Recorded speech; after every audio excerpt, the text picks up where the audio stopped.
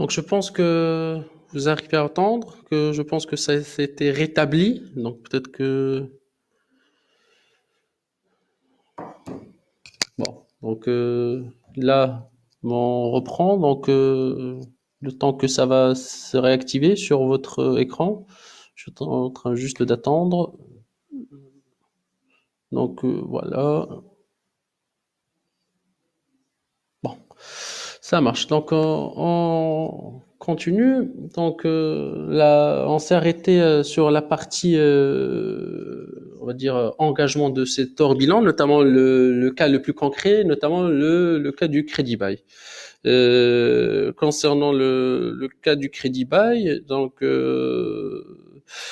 c'est un cas qui est doublement croisé entre une comptabilité marocaine et une comptabilité internationale. Pourquoi? Parce qu'une comptabilité marocaine, elle donnera plus de l'importance sur la forme juridique, tandis que la comptabilité internationale, c'est tout à fait le contraire. Donc, on donnera plus de l'importance sur le fond que sur la forme juridique. Et là, il y aura une très grande interférence, ce qui un petit peu changerait la donne en termes de lecture de ces documents financiers. Donc, désolé pour ce petit décalage technique concernant la première partie, mais on essaiera de se rattraper. Donc, comme j'avais dit que ces engagements hors bilan, qui concernaient soit une opération active ou passive de l'entreprise et qui n'allait pas le figurer dans ce bilan-là pour deux raisons, soit éventuellement ça concernerait des éléments qui ont un caractère incertain ou à défaut qui concerneraient des éléments parce que la comptabilité marocaine ne le poserait pas comme un outil indéterminant pour qu'on puisse les comptabiliser, on y arrive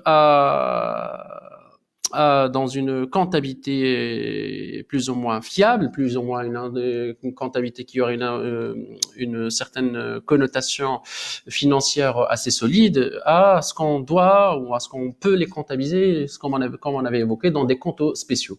Donc, concernant ces engagements-là, ils peuvent être distingués, catégorisés en deux types, soit des obligations ou soit des engagements qui vont entraîner éventuellement des dettes pour l'entreprise. Donc c'est pour cela aussi que marocalement parlant, je parle éventuellement de la codification comptable. Il ne faut pas oublier qu'on est sur ce compte-là éventuellement sur ce cours-là pardon de la compta approfondie. Donc plus ou moins tout notre langage, il est codifié par des codes. Donc à vrai dire, il y a deux types d'engagement hors bilan, mais marocanement parlant, c'est-à-dire selon le PCGM, on va se retrouver selon trois. Des engagements qui vont être reçus. Et là, on fait référence aux comptes spéciaux, notamment le 05. Avant, il y avait les engagements donnés, donc toute la partie 04, et les engagements sur opération de crédit bail, les 06. Donc, la catégorisation de ces engagements, il prendra trois formes éventuellement avec ces trois éléments-là, les engagements donnés, les engagements reçus et les engagements qui concerneront le crédit bail. Donc, dans ces engagements-là, on va retrouver un ensemble d'éléments, un ensemble d'opérations. À titre d'exemple, dans les engagements de garantie, on va retrouver les engagements donnés par un créancier pour couvrir une certaine défaillance ou des engagements de garantie qui vont être reçus par un créancier pour couvrir telle une situation financière assez délicate. Aussi, dans les autres types d'engagements dans lesquels on avait fait référence, les engagements de crédit bail. Donc, à titre d'exemple, dans ces engagements à crédit bail, on va retrouver un engagement qui va représenter la charge locative étant considéré comme un élément qui va être imputable sur le résultat. Il peut être aussi, par exemple, s'agir d'une caution, d'un notissement ou d'une garantie donnée soit sur un emprunt ou pour un client.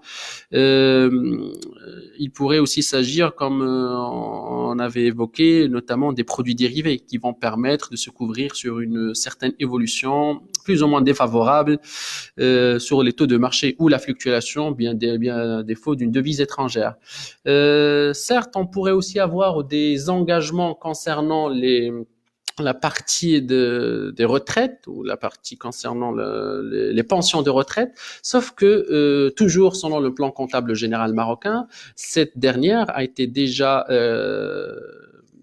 classé, codifié, non pas en tant qu'un engagement hors bilan, mais c'est quelque chose, malgré qu'il y a cet effet incertain ou cette information incertaine, sachant bien qu'elle viendra impacter le patrimoine, cette pension de retraite qui va être supportée plus ou moins par une entreprise vis-à-vis s'il y a un contrat qui les lie vis-à-vis de son personnel, mais cette fois-ci, ça serait en tant que provision pour charge pour le long terme. Donc, on va la retrouver dans notre compte, le 1552. Mais tout autre engagement, hormis celui-là, ben, il se retrouvera avec un certain code comptable dans ces comptes spéciaux. Donc, concernant du coup la partie crédit bail, donc concernant ce crédit bail, la comptabilité marocaine le considère comme une charge à 100%, étant donné qu'elle est en train de favoriser avec la notion de de la forme par rapport au fond. Donc, concernant alors ce crédit bail, c'est un moyen de financement qui va être sollicité par un ensemble d'entreprises. Ben, de un, parce que c'est question de coût. De deux, c'est par rapport aussi à le fait de pouvoir bénéficier d'une dotation, et on verra aussi l'impact fiscal, est-ce que ça va être déductible ou pas. Et de trois, parce que ça permet une certaine solution de financement plus intéressante qu'un emprunt ou qu'un élément ou qu'un financement classique. Donc, d'un point de vue juridique, toujours selon la comptabilité marocaine, on est en face d'une charge. Juridiquement, on ne possède aucun bien, étant donné que, juridiquement parlant, c'est le bien de financement, c'est celui qui possède ce bien-là en question. Et en l'occurrence, ben, on ne pourrait pratiquer de l'amortissement, car déjà juridiquement, on ne possède pas le bien, donc en conséquence, on ne pourrait pratiquer d'amortissement. Au terme de ce contrat-là, on pourrait avoir trois solutions, trois possibilités. Donc, soit, on va dire à une très grande majorité prépondérante, c'est de lever l'option d'achat, c'est-à-dire c'est d'avoir et devenir propriétaire du bien en question.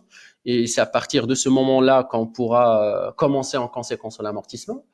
Soit de restituer le bien. Et dans cette configuration-là, ben, le dépôt de garantie ou tout ce qu'on avait émis initialement le moment de la signature du contrat doit nous être remboursé. C'est comme si on avait fait une location normale. Ou la troisième configuration, c'est de signer un nouveau contrat de crédit bail. C'est ce qu'on peut appeler éventuellement endosser ou rallonger éventuellement ce contrat par rapport à la durée initiale, telle qu'il s'était prévu. Donc, devant ces trois configurations-là, bien sûr, il y aura des traitements comptables qui sont diverses.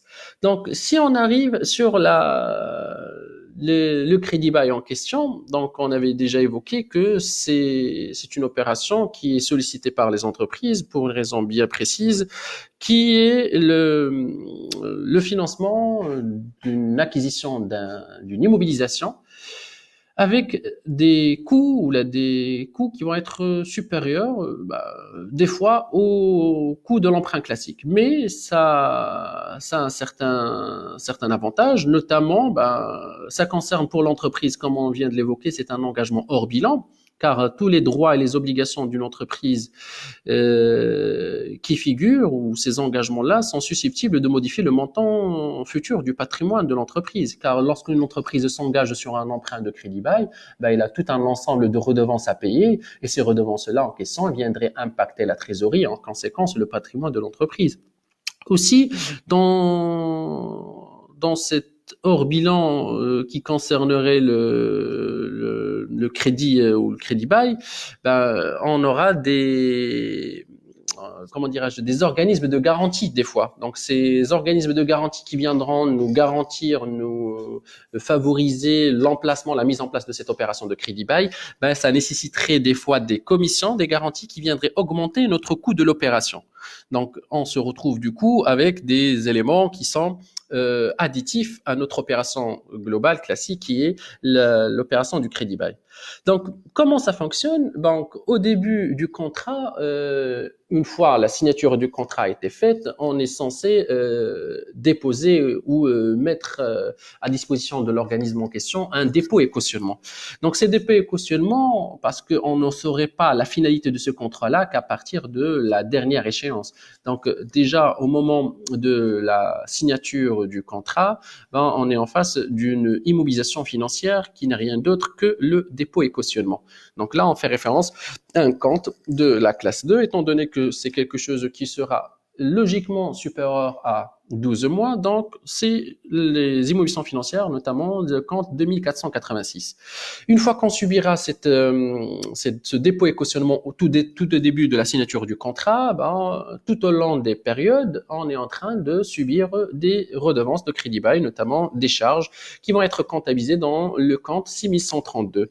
Et la particularité de ce compte-là, c'est qu'on n'a pas fait de référence on n'a pas fait de référence à des crédits immobiliers, à toute autre forme, parce qu'on avait dit qu'aussi une des particularités de ce contrat de crédit bail, c'est qu'on peut le vendre, ce qu'on appellera leaseback, ou l'endosser. Non, dans la comptabilité, dans le plan comptable général marocain, on se retrouvera avec un seul compte qui s'intitulera éventuellement un redevance crédit bail, donc un 6132 qui va englober l'ensemble des éléments achetés via ce contrat-là. À la fin de l'échéance, lorsqu'on arrivera à la fin du contrat, et là je fais référence au contrat crédit bail et non pas le contrat ou la durée d'utilisation de la vie du bien, ce qui peut faire une certaine diverse interprétation dans les choses.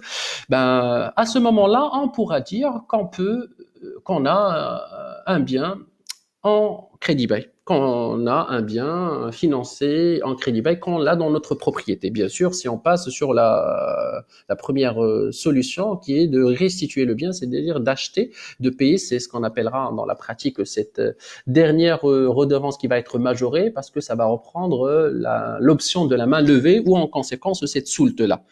C'est-à-dire, on va payer une dernière redevance qui va être un petit peu majorée, dans lequel ça nous donnera le droit d'utiliser et d'être propriétaire du bien. Et c'est à partir de ce moment-là que juridiquement on pourra commencer notre amortissement, parce que c'est à partir de ce moment-là qu'on pourra se dire qu'on possède le bien. Donc, concernant l'écriture, on avait dit que au début, en matière de TVA, bien sûr, on essaiera de payer des redevances en mentionnant la TVA. Donc la TVA ici, ça serait plus ou moins selon le secteur bancaire, mais il ne faut pas oublier la notion de l'accessoire qui suit le principal. Car à défaut, si on parle d'un financement d'une voiture de tourisme à titre de transport individuel et non de transport collectif, bah, c'est une opération qui ne donne pas droit à la déduction, à la récupération de la TVA. Donc en conséquence, l'accessoire qui suit le principal, les redevances qui vont être supportées suite à cette acquisition-là, bah, ne seront pas aussi des opérations passibles à la TVA, à la récupération de la TVA. La résiliation du contrat au cours sans avoir déterminé la durée convenue. Donc, j'essaierai aussi en même temps de répondre. Donc, pour la restitution, la résiliation d'un contrat de crédit bail avant la date, ben, est-ce que l'entreprise logiquement et pratiquement pourrait demander la restitution éventuellement de ces montants-là? Je pense que c'est négatif. Est-ce que l'entreprise pourrait demander, est-ce qu'on va les déduire d'un certain montant si la transaction elle aurait été finie? Je pense que c'est négatif. Donc c'est lorsque l'entreprise décide de façon unilatérale d'arrêter ce contrat-là avant même l'échéance, c'est comme si l'entreprise utilisait un bien qu'elle n'en avait pas la possession juridique, mais en tant que location simple. Donc c'est pour cela, là on fait un retour sur un contrat de location-financement à un contrat de location tout simple. L'économie d'impôt sur un amortissement de biens acquis par crédit bail,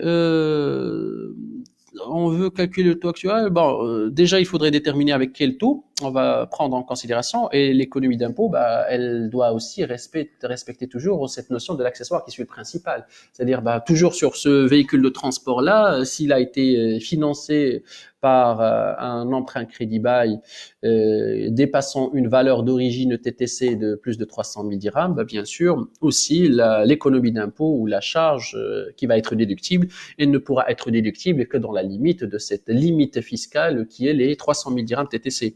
Donc, bien sûr, on est en train de faire des écritures qui auront une double finalité afin que le comptable en fin d'exercice, c'est-à-dire dans ses écritures de clôture, ne trouvera pas trop de peine afin qu'il puisse passer d'un résultat comptable à un résultat fiscal. Donc, c'est-à-dire que le mieux, à la base, qu'il fasse un ensemble d'écritures qui lui faciliterait la donne afin qu'il puisse retrouver un bon résultat fiscal qui lui faciliterait le calcul de son impôt. Donc, à défaut, bah, on peut se permettre de passer un résultat comptable tel qu'on le veut avec la situation du bord, mais le souci, c'est qu'on pourrait avoir un ensemble de corrections fiscales qui vont être très lourdes à mettre en place et ça va un petit peu nous étaler le temps de la production de cette pièce fiscale et en conséquence d'avoir un risque de faire comment dirais-je, des documents rectificatifs, hein, des déclarations rectificatives.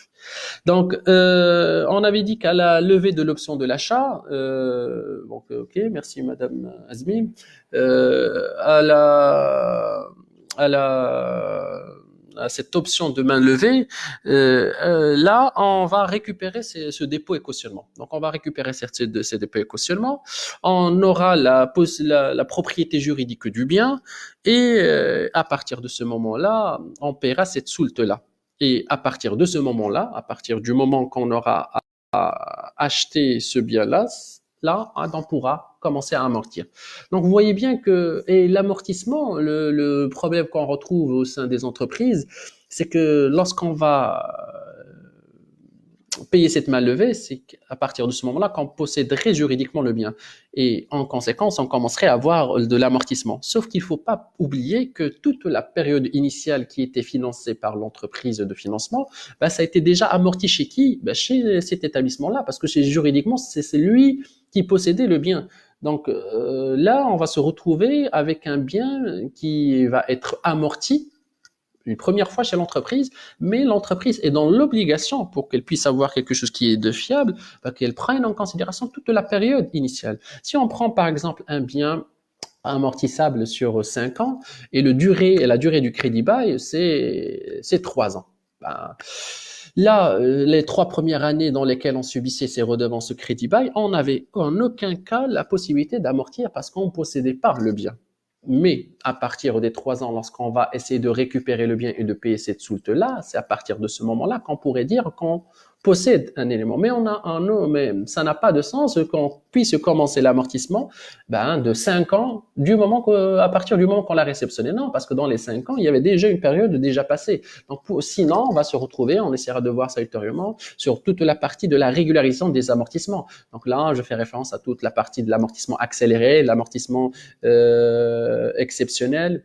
Donc, pour ne pas retomber éventuellement dans ces erreurs-là, à la fois où on va réceptionner juridiquement la propriété du bien en question, il faudrait qu'on enlève toute la partie utilisée au préalable. Certes que la banque l'avait déjà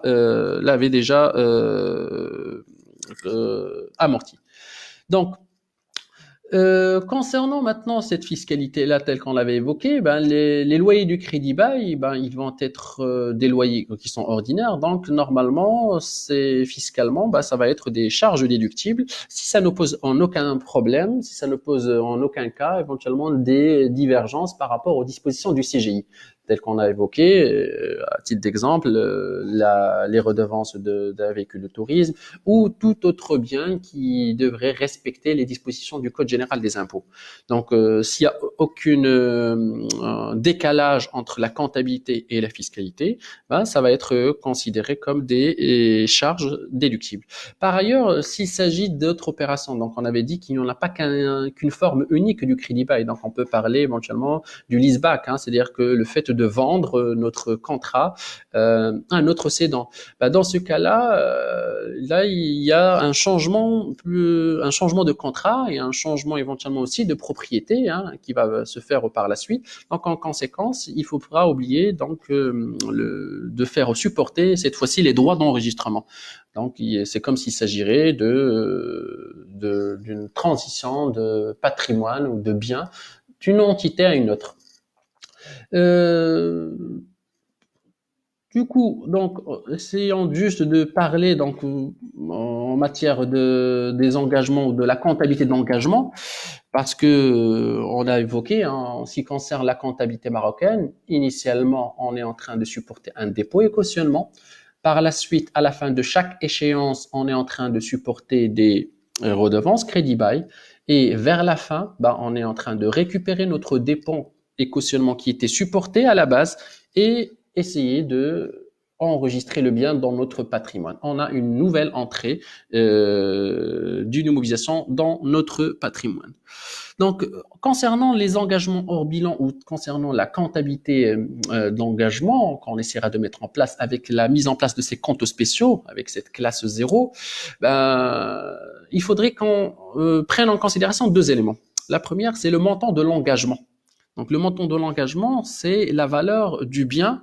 Euh, donc, oui, Monsieur Merkraz, donc si le bien est totalement amorti, on pourra amortir de nouveau l'immobilisation, il n'y a pas de souci, mais il faudrait justifier juste sur la durée réelle. On sait bien qu'en matière d'amortissement, le CGI nous a donné les dispositions de durée normale. Mais en aucun cas, on nous impose de faire telle ou telle durée. Donc, si on estime que malgré que ça a été amorti totalement et on espère l'utiliser chez nous pendant 2 ans, 3 ans, rien n'empêche qu'on justifie cela et pour qu'on puisse l'amortir. Mais il faut pas qu'on se dise que le bien a été amorti doublement. Non. Parce que le premier amortissement, c'est un amortissement qui était pratiqué uniquement auprès de qui? C'est un amortissement qui était pratiqué auprès de l'organisme de financement. Cependant, ce deuxième amortissement qu'on est en train d'appliquer, à nouveau, c'est notre propre amortissement qu'on va l'appliquer au sein de l'entreprise. Donc là, il n'y a pas de double éventuellement amortissement ou une récupération plus que la VO. Parce que la VO initiale, c'est par rapport au montant du contrat hein, du crédit bail. En l'occurrence, la deuxième VO, la deuxième valeur d'origine, bah, elle va être égale à quoi? Bah, cette option de rachat. Donc, qui va être la différence entre le dépôt et le cautionnement qu'on avait déjà supporté à la date de la signature du contrat, plus ce soulte-là, c'est-à-dire cette différence-là entre la VO, c'est-à-dire entre cette option de rachat et le dépôt et cautionnement qu'on avait déjà supporté au moment de la signature. Donc là, oui, on peut amortir le bien à partir du moment qu'on le possède, mais s'il s'agirait d'un nouveau amortissement au sein de notre nouvelle entité, et non pas l'ancien amortissement qui était pratiqué chez la banque, par exemple. Donc, concernant la partie de l'engagement hors bilan, donc pour les gens qui se demandent, ils sont tous normalement, donc l'initiative Prevdal, vous avez tout mis dans les cours, ils sont centralisés par discipline dans la page YouTube, donc vous les avez tous les cours. Hein. Avec un très grand plaisir, Simon Prelazin. Vous avez abordé votre badge de super fan et on est tous fiers par rapport à ça parce que ça fait déjà 4 séances que je te suis avec tes propres questions et ça nous fait aussi également chaud au cœur. Donc on est là pour n'importe quel questionnement, c'est avec un très grand plaisir. Concernant alors ces engagements-là qu'on vient d'évoquer, donc il y aurait un premier engagement, on avait dit, qui est l'engagement initial qui est l'engagement reçu. Donc sur cet engagement reçu, on aura à aborder la valeur du bien qui va être considéré comme un droit de l'entreprise. Donc ça, c'est le premier engagement à mettre en place. Aussi, il y aura un engagement donné. L'engagement donné, par contre, là, ça serait le montant de la redevance périodique à considérer comme une obligation. Donc, c'est-à-dire, là, j'ai quoi? J'ai toute la partie qui va être considérée comme un droit, et une deuxième partie qui va être considérée comme une obligation. Donc, en matière de comptes spéciaux, j'ai deux comptes avec lesquels je travaillerai. Bah, le premier compte, c'est déjà, comme on avait dit que les engagements, ils sont caractérisés selon trois critères. Ce sont des engagements donnés. Et ça, c'est toute la partie du 0,4. Les engagements reçus, c'est toute la partie du 0,5. Et normalement, la comptabilité française, c'est la classe 8. Ça a été décomposé juste en ces deux types d'engagements. Marocanement parlant, on a créé une sous-catégorie qui est spécifique à l'engagement sur opération de crédit bail. Donc là, on va se retrouver avec les engagements restants à courir. C'est ce qu'on avait évoqué en tant que premier engagement. Donc là, c'est la partie du 0,61. Et les engagements reçus, ça serait toute la partie du 0,65. Donc, il faut distinguer que ce sont des écritures qu'on les passe en extra-comptable. Donc, ces informations-là, ils vont figurer pour la concrétisation du principe de l'importance significative dans des documents annexes. Notamment, on aura à passer les tableaux des immobilisations crédit bail et le tableau des engagements de crédit bail. Donc, le tableau des immobilisations crédit bail dans lequel on va écrire les valeurs de biens, car, comme on avait dit, selon le CGNC, on est en face juste des charges, mais c'est un engagement qui impacterait la situation financière future de l'entreprise. Donc, il est mentionné dans des éléments tels que les états d'information complémentaires. Leur usage, il est facultatif et il est supporté que lorsque l'entreprise suit ou essaie d'appliquer ce qu'on appelle une comptabilité d'engagement. Donc, en ce qui concerne cette comptabilité d'engagement, bah, si on va reprendre, bah, titre d'exemple, c'est le premier, bah, un exemple.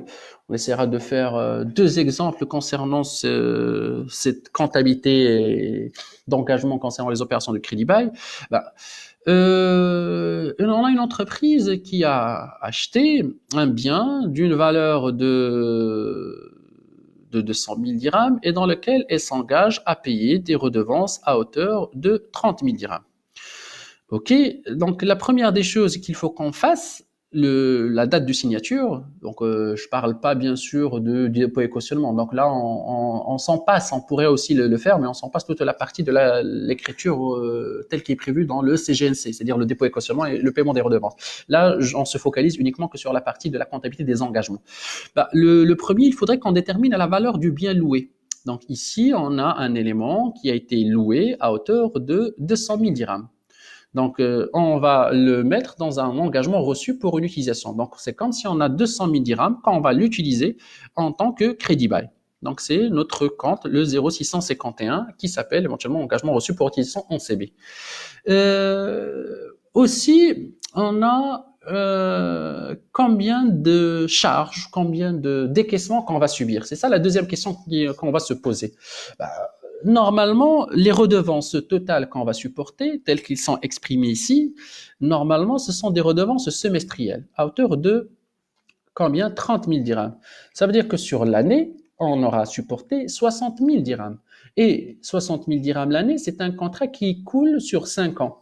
Donc, on a un 300 000 dirhams quand on le mentionnera en tant que redevance CB restant à courir, comme redevance crédit bail qui resterait à courir.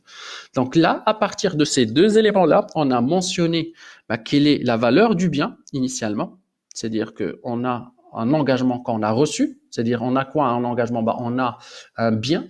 On a un bien corporel, par exemple, qu'on a reçu d'une valeur de 200 000. Et on va supporter et on va payer tout au long de ces 5 années une valeur globale de 300 000. La deuxième question qu'il faudrait qu'on se pose, du coup, c'est combien je vais recevoir d'engagement, c'est-à-dire combien je vais recevoir après une année d'utilisation. C'est-à-dire là, je me donne comme prochaine échéance la fin de l'exercice, c'est-à-dire un 31/12N. Bon, là, l'entreprise en question m'a filé un bien corporel d'une valeur de 200 000 dirhams. Ok, sur ces 200 000 dirhams, je compte l'utiliser pendant 5 années. Ça veut dire que la première année, c'est comme si j'ai utilisé 1/5 du bien. Donc, je peux dire que j'ai un engagement reçu proratisé à hauteur de 200 000 sur 5, ce qui nous fait 40 000 dirhams. Donc, au 31/12/N, j'ai un engagement qui va être reçu à hauteur de 40 000 dirhams. La dernière des choses à mentionner toujours dans le 31/12/N, c'est quel est l'engagement qui va être donné. Donc là, il faudrait que je souligne quel est mon engagement qui va être donné. Ça serait le même raisonnement car ça va être destiné en tant que quoi? Ça va être les 300 000 et dans les 300 000, j'ai donné combien jusqu'à présent? J'en ai donné un cinquième, c'est-à-dire j'en ai donné 60 000 dirhams. Donc là, j'ai deux dates de comptabilisation. La première date, c'est la date de signature du contrat, donc dans lequel je me dis que je suis en face de deux éléments. Le premier, c'est que j'ai un bien qui a une valeur de 200 000 dirhams, mais que je vais supporter chaque année des semestrialités de 30 000 dirhams. Donc, pendant 5 ans, semestrialité, c'est comme si j'ai du 30 000 dirhams fois 2 fois 5. Donc, je vais supporter 300 000 dirhams. Le fait de supporter ces 300 000 dirhams, ce sont des redevances qui vont rester à courir.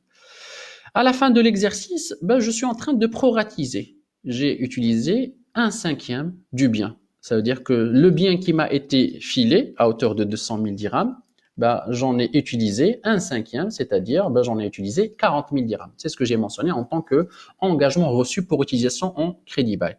Et si vous voyez le solde du compte 651 vers là-bas, ça va donner combien? À 160 000. Ça veut dire quoi? Les 160 000, ça équivaut à combien d'années d'utilisation? Les 4 années à venir. C'est-à-dire, grosso modo, chaque année, je suis en train d'utiliser quelque chose d'une valeur de 40 000. 40 000 cette année, la 40 000 la deuxième, la troisième, la quatrième, cinquième, jusqu'à solder, jusqu'à utiliser totalement ce bien-là en question. Par défaut, l'engagement qui reste à courir, au début de l'année, au moment de la signature, il fallait que je supporte quelque chose qu'on avait déjà calculé à hauteur de 300 000. Sauf que à la fin de la première année, j'ai payé deux semestrialités de 30 000 et 30 000. C'est-à-dire j'en ai supporté, tel qu'il est mentionné dans cette écriture, quelque chose qui vaut 60 000.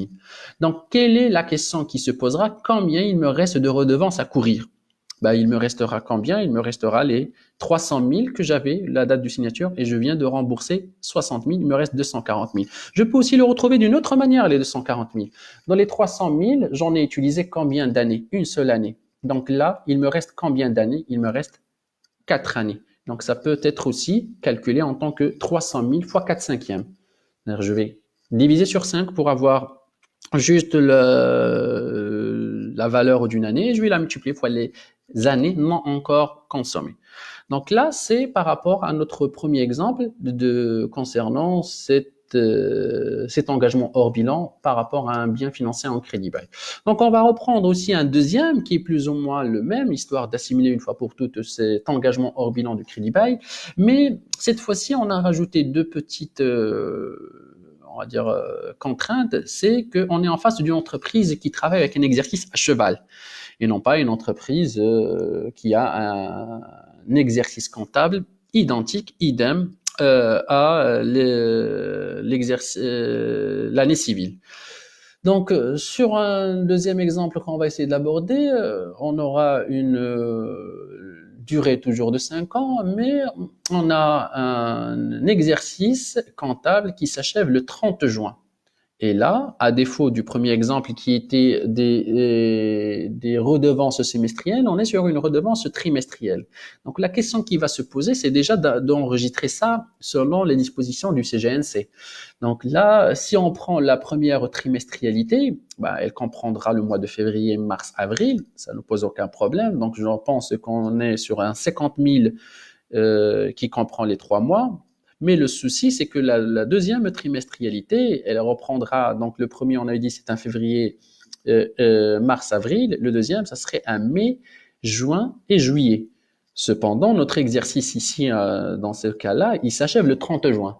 Donc là, déjà, il y a la notion de quoi? Il y a la notion de la charge constatée d'avance, la notion de la régularisation des charges. OK. Donc, prenons la comptabilisation. Donc, on a un premier exercice qui est le 31-1, dans lequel on devrait enregistrer le dépôt et cautionnement. Donc, le 31 1 N, on devrait enregistrer le dépôt et cautionnement à hauteur de 40 000. La deuxième date, ça serait la date du paiement de la première redevance. Donc la première redevance, le 1-2, donc c'est une redevance qui serait de 50 000 dirhams et qui ne poserait pas de problème avec une TVA de 10% de 5 000 dirhams et une sortie de trésorerie de 55 000 dirhams. La même chose, la deuxième trimestrialité, normalement le 36, qui correspond à la date de fin d'exercice, je devrais également supporter la même chose. Cependant, c'est ce qu'on vient de dire, cette deuxième trimestrialité ne pourrait être impactée à 100% pour l'exercice N, car pour respecter le principe d'indépendance des exercices, on a ici un mois de plus. Car la deuxième trimestrialité, on vient de le dire, ça correspond au mois de mai, de juin et de juillet. Donc, il faudrait régulariser dans les 50 000 dirhams, on a un mois en plus. Donc, il faudrait régulariser ce mois en plus. Et cette régularisation de mois en plus, bah, ça va se faire moyennant les charges constatées d'avance. Donc, on aura une charge constatée d'avance de 16 667. Les 16 667, ce n'est rien d'autre que les 50 000 fois un tiers. Et la particularité de ces comptes de régularisation, ben, c'est qu'ils ont une durée de vie, bon, certes d'un seul exercice, mais à vrai dire de 24 heures, parce qu'ils sont plus ou moins dans la coutume passer le 31-12N et contrepasser le 1er janvier N plus 1.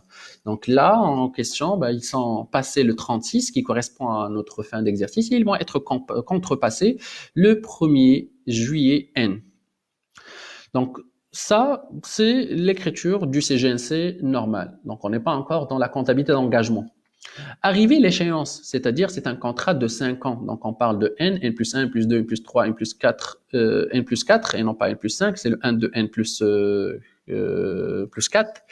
Ben, on aura l'activation, on aura la mise en place et l'acquisition de cette immobilisation. C'est-à-dire à partir de ce moment-là, c'est donc c'est pour les personnes qui posent la question, on est sur quel niveau? C'est des niveaux qui sont plus ou moins hétérogènes, mais ça peut rentrer dans un module d'opération spécifique de l'entreprise. Bon, c'est un cours que, en concernant notre établissement à l'ENCG de Casablanca, on est en train de le mettre en place pour les étudiants en Master 1. Donc, je reviens sur les opérations à mettre en place. Donc, après avoir régularisé l'opération, le 1.7N, à la fin de l'exercice, on pourrait enregistrer l'immobilisation, cette fois-ci normale, avec, on a une option de rachat de 170 000 dirhams. On a à récupérer la TVA sur les 20%. On a à récupérer aussi le dépôt et cautionnement qu'on avait supporté à la base à hauteur de 40 000. Et la différence, ça va nous faire notre soult à hauteur de 164 000 dirhams. Aussi, une fois qu'on a activé, qu'on a acquis le bien, c'est-à-dire à partir de cette date-là, le 36, c'est-à-dire la date de la fin d'exercice, on est passible de passer les travaux d'inventaire, en l'occurrence ici, l'amortissement. C'est-à-dire, on devrait pratiquer l'amortissement. J'ai laissé ici les cases qui sont vides concernant l'amortissement parce que ça dépendrait de la date qui va être prévue par l'entreprise. OK. Donc, une fois que cette date-là serait déterminée, on calculera l'amortissement qui en découle. Comme j'avais dit, en prenant en considération la partie déjà supportée, la partie déjà consommée, c'est-à-dire les 5 premières années. Ici, il s'agit d'un outillage industriel. Il faudrait qu'on prenne en considération les 5 années qu'on a déjà pris en compte. Arrivé maintenant la partie de la comptabilité des engagements. Donc, sur cette partie-là, pareil que l'autre exemple. Donc, la première des choses qu'il faudrait qu'on ressort, ça serait la valeur du bien. Déterminer la valeur du bien. Donc, certes, juridiquement, on ne possédera rien. Donc, on aura un premier engagement reçu à hauteur de combien? C'est comme si on a la possibilité d'utiliser un bien, malgré qu'on ne le possède pas, parce qu'on est en train juste de subir des redevances crédit bail, mais on est dans l'obligation d'enregistrer, on a un engagement, on a une réception de quelque chose qui vaut 720 000 dirhams. Donc ça, c'est le montant de l'engagement ou de la valeur du bien reçu. La deuxième contrainte, c'est par rapport quelles sont les redevances du crédit bail qui restent à courir. Et là, quel serait le montant des... Est-ce que je vais payer 720 000? Non, je vais recevoir le fait d'utiliser un bien qui vaut 720 000. Mais je vais payer combien? Donc, en termes de paiement, bah, ça serait, on est en face de trimestrialité. Et comme le cas que vous avez ici en face, ce sont des trimestrialités à hauteur de 50 000. Donc, je vais faire mes 50 000 dans une année en matière de trimestre. Donc, ça va être dans x4. Et combien d'années? x5. Donc, c'est 50 000 fois 4 afin de déterminer les loyers annuels. Et par la suite, je vais multiplier fois le nombre, la durée du contrat qui est 5 ans, afin que je puisse arriver à 1 million. Donc là, je pourrais dire que je vais utiliser l'usufruit de ce bien-là qui va être octroyé par l'établissement de financement. Il y aura une valeur de 720 000. Donc, c'est l'engagement reçu pour le crédit bail. Et toutes les écritures, on est en train de les corriger par un compte de 0819 qui est la contrepartie des comptes spéciaux, des autres comptes spéciaux. Et il me reste à courir, il me reste à supporter 1 million de redevances de crédit bail. Donc, les 1 million, on avait dit, c'est les 50 000, c'est pas les 50 000, pardon, c'est c'était combien? Oui, c'est les 50 000 fois les 4 fois les 5 années, 1 million. Maintenant, la dernière des choses à prendre en considération, c'est quelle est la fraction de l'engagement reçu jusqu'à présent. Donc, quelle est la fraction de l'engagement reçu? Là, il faudrait que je mette on va dire, accentue le point sur un élément primordial qui n'est rien d'autre que quoi? Qui est le prorata. Bon, j'ai utilisé un élément qui vaut 720 000. Oui, mais dans les 720 000, je ne vais pas utiliser un cinquième. Parce que là, ce n'était que combien? C'est du 1,2 au 36. Donc, je suis en train de passer la deuxième date, c'est toujours à la fin de l'exercice. Dans notre premier exemple, c'était une entreprise classique normale dans laquelle la fin de l'exercice était le 31/12N. Là, à défaut, ça serait une autre échéance qui est le 36. Donc, je n'aurai pas à passer comme écriture un montant de 720 000 sur 5. 144 000, loin de là. Mais il faudrait proratiser. J'ai consommé combien de mois entre le mois de février et le mois de mars? J'ai un mois de février, mars, avril, mai, juin. Donc, normalement, j'ai un 5/12e. J'ai un 5/12e, ce qui va me donner un montant de 60 000 dirhams. Donc, les engagements que j'ai reçus à la fin de l'exercice, c'est juste 5 mois, c'est-à-dire depuis la date de signature, qui est le 1er février, jusqu'à la fin de l'exercice, qui est le 36. Qu'est-ce qu'il me reste encore à courir? Qu'est-ce qu'il me reste encore comme montant à supporter? Le montant initial, on l'a déterminé, c'était le 1 million. Sauf que le 1 million, c'était un montant que je vais le supporter pour la durée totale de l'utilisation, qui est la durée des 5 années. Maintenant, je vais supporter que un cinquième, une année, 200 000, mais pas 200 000 totalement. Car aussi, ici, j'ai un prorata, parce que la date de signature, c'est le 1-2, et la date de la fin d'exercice, dans cet exercice-là, dans ce cas-là, c'est le 36. Donc, j'aurai du 200 000, pareil, fois du 5/12e, ce qui m'a donné les 83 334. Donc, là, j'en ai pris que la fraction qui concerne l'exercice, c'est-à-dire la fraction proratisée. Donc, aussi pour calculer le solde, le solde ici, il pourrait être calculé de deux manières, soit éventuellement avec la soustraction telle qu'on l'avait fait, soit aussi par rapport au nombre de mois non encore consommés. Donc, si je reprends le nombre de mois non encore consommés, sur une durée de 5 ans, sur une durée de mois de 5 fois 12 qui est de 60 mois, à peine j'en ai consommé que 5 mois. Donc, sur les 60 mois, il me reste encore 55 mois. Donc, je peux dire que les 720 000 fois les 55 douzièmes, ça va donner aussi le même montant qui est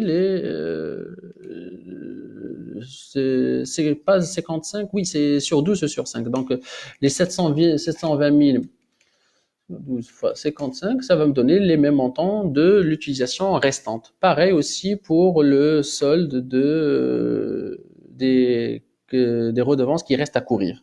Donc, plus ou moins, ça, c'est le traitement à mettre en place concernant une comptabilité d'engagement, c'est-à-dire le fait de mentionner toute la partie de la valeur du bien qu'on va utiliser, malgré que juridiquement on ne le possède pas, et par la suite, quel est le montant des redevances que je vais subir. Donc, ce sont deux opérations qui devraient être mentionnées à la date de la signature du contrat, c'est-à-dire au début. Et à la fin de chaque année, ben, je suis en train de proratiser, de mettre en valeur quel est le montant déjà consommé, quelle est la fraction déjà consommée. Ça, c'est concernant le traitement marocain. Concernant maintenant le traitement à l'échelle internationale, bon, on va essayer juste de faire un aperçu sans trop se focaliser, car on essaiera d'en aborder plus précisément le référentiel comptable international dans les autres capsules à venir, Inch'Allah. Bon, c'est une démarche hors bilan qui va être pratiquée selon trois normes précisément. Donc, dans le référentiel IAS-IFRS, on va essayer de voir ça plus précisément dans l'IAS 10, c'est-à-dire tous les événements postérieurs à la date de clôture. Donc, on va, Inch'Allah, prévoir une capsule spécifique par rapport à toutes ces opérations, la post-clôture, c'est-à-dire toutes les écritures qui interviendront entre la date de clôture et la date de l'établissement de l'alias ou le dépôt de l'alias. Donc, ça, c'est toute la partie de l'IAS 10, mais surtout dans l'IAS 17 et l'IFRS 16. Donc, l'IAS 17, c'était l'ancienne norme de contrat de location de financement qui vient d'être, on va dire, solidifiée, rajoutée avec une autre norme qui n'est rien d'autre que l'IFRS 16 qui se focalise uniquement sur les contrats de location. Donc, et aussi l'IAS 37 concernant les provisions passifs et actifs. Donc, juste pour faire cette transition vis-à-vis du référentiel international, lorsque j'achèterai un bien financé avec un contrat de location-financement, et après, ben, comme on avait dit, on essaiera de cibler directement les retraitements à mettre en place, ben, le référentiel en question, il donnera plus de l'importance du fond que sur la forme, sur le contexte. Donc, malgré que le bien juridiquement, certes, on ne le possède pas, mais il fait partie prenante de notre patrimoine. Donc, le retraitement concernant cette norme-là, il se focaliserait sur trois écritures dans chacune des documents. Il faudrait souligner qu'en matière de retraitement IAS-IFRS, ça se fait dans deux documents séparés, notamment le bilan et le compte résultat. C'est-à-dire on ne peut incorporer des écritures de la classe 1 à la classe 7, voire même à la classe 8, dans un même document. Donc, ça devrait être fait de façon distinguée dans deux documents séparés. Donc, la première chose que l'IAS 17 stipulerait, c'est que on devrait inscrire l'immobilisation dans le bilan. Donc, il faudrait inscrire cette immobilisation dans notre actif. Ça, c'est la première des choses qu'on devrait mettre en place. Toujours dans ce référentiel international, du moment que je viens d'inscrire une immobilisation dans mon actif, ben, avant, j'avais pas d'amortissement parce que j'avais pas d'immobilisation. Donc, la deuxième écriture la plus logique, ben, ça serait tout simplement de constater les amortissements de cette immobilisation, de cette nouvelle immobilisation que je viens de mettre en place. Et du moment que j'ai plus d'emprunt CB, parce que j'ai plus un emprunt contrat de crédit bail, mais plutôt j'ai une immobilisation, la troisième et dernière écriture dans le bilan, c'est d'annuler toute la fraction de l'emprunt, c'est-à-dire la fraction du principal ici, et non pas juste de la redevance.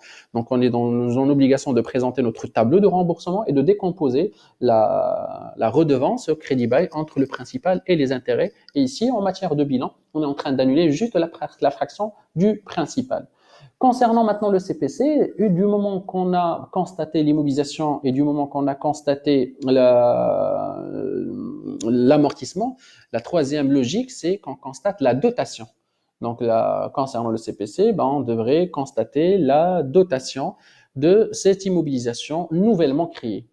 Une fois qu'on créera cette nouvelle dotation, ben, il faudrait aussi voir ce qui était fait auparavant dans le CGNC. Dans le CGNC, on supportait, on disait chaque année, on supportait des redevances crédit bail. Donc là, il faut annuler cette redevance crédit bail parce qu'on n'est plus en face d'une redevance nouvelle. Et en fin de compte, ben, la constatation des intérêts, c'est-à-dire la fraction de la charge financière qui concerne cet exercice-là.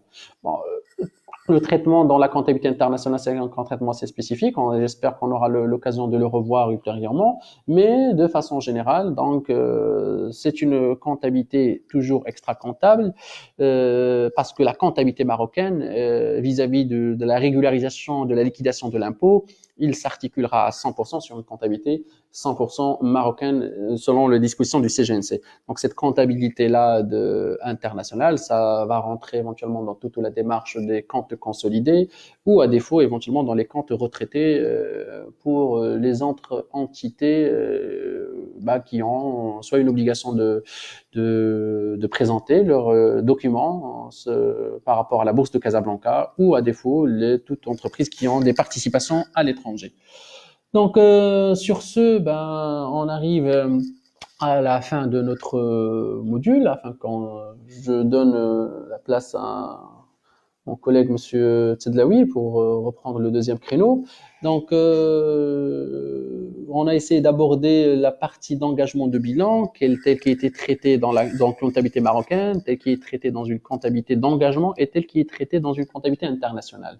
La séance prochaine, toujours même heure, même rendez-vous, Inch'Allah, ça sera éventuellement consacré pour ta partie des immobilisations qu'on achètera avec des taux d'indexation, c'est-à-dire qu'ils vont être indexés par rapport à des taux d'inflation.